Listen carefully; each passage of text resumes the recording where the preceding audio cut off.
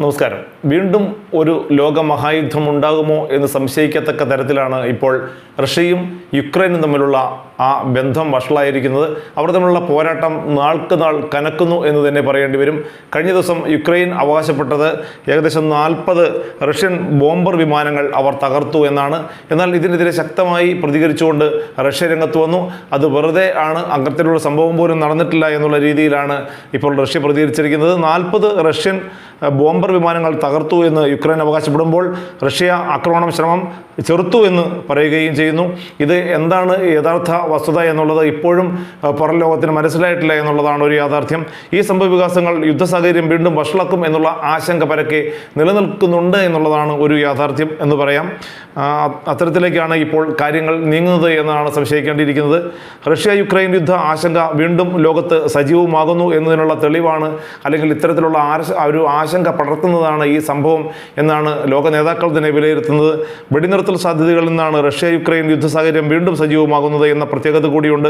ഇരു രാജ്യങ്ങളും തമ്മിൽ വീണ്ടും ശക്തമായ ആക്രമണങ്ങൾ നടക്കുന്നു എന്നാണ് റിപ്പോർട്ടുകൾ. ഏറ്റവും ഒടുവിലായി 4 റഷ്യൻ ബോംബർ വിമാനങ്ങൾ തകർത്തു എന്ന് അവകാശപ്പെട്ട് യുക്രൈൻ രംഗത്തെത്തിയിരിക്കുകയാണ്.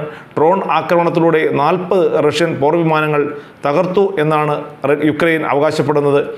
റഷ്യയുടെ വിവിധ വ്യോമത്താവളങ്ങൾ ആക്രമിച്ചു എന്നും യുക്രൈൻ അവകാശപ്പെടുന്നു. ഒലിന്യ ബെലായ വ്യോമതാവളങ്ങളിൽ യുക്രൈൻ കടുത്ത ആക്രമണം നടത്തിയതായാണ് ഇപ്പോൾ പുറത്തുവരുന്ന റിപ്പോർട്ടുകൾ. ഒലിന്യ വ്യോമതാവളത്തിന് സമീപം സ്ഫോടക ശബ്ദങ്ങൾ കേട്ടതായും കനത്ത പുക ഉയർന്നതായുമുള്ള റിപ്പോർട്ടുകൾ ഇപ്പോൾ പുറത്തുവരുന്നുണ്ട്. റഷ്യയിലെ ഏറ്റവും പ്രധാനപ്പെട്ട വ്യോമതാവളങ്ങളിൽ ഒന്നാണ് ഒലിന്യയിലേത്.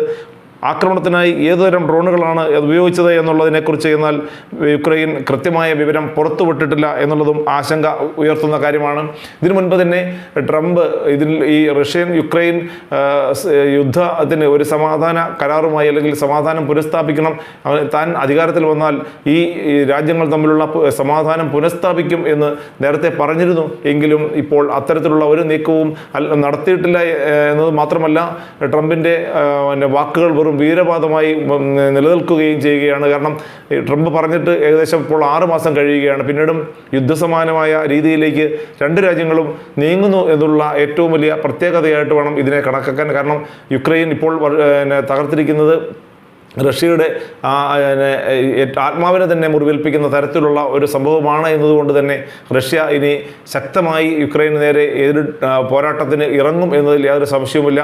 ഇത് വീണ്ടും യുദ്ധം, അതായത് ഇവർ തമ്മിലുള്ള ആ വെടിനിർത്തൽ വീണ്ടും രൂക്ഷമാകുന്നു എന്നതിലുള്ള ഏറ്റവും വലിയ ഉദാഹരണമായി ഇപ്പോൾ, അല്ലെങ്കിൽ എടുത്തു പറയേണ്ട കാര്യമായി ഇപ്പോൾ മാറുകയുമാണ്.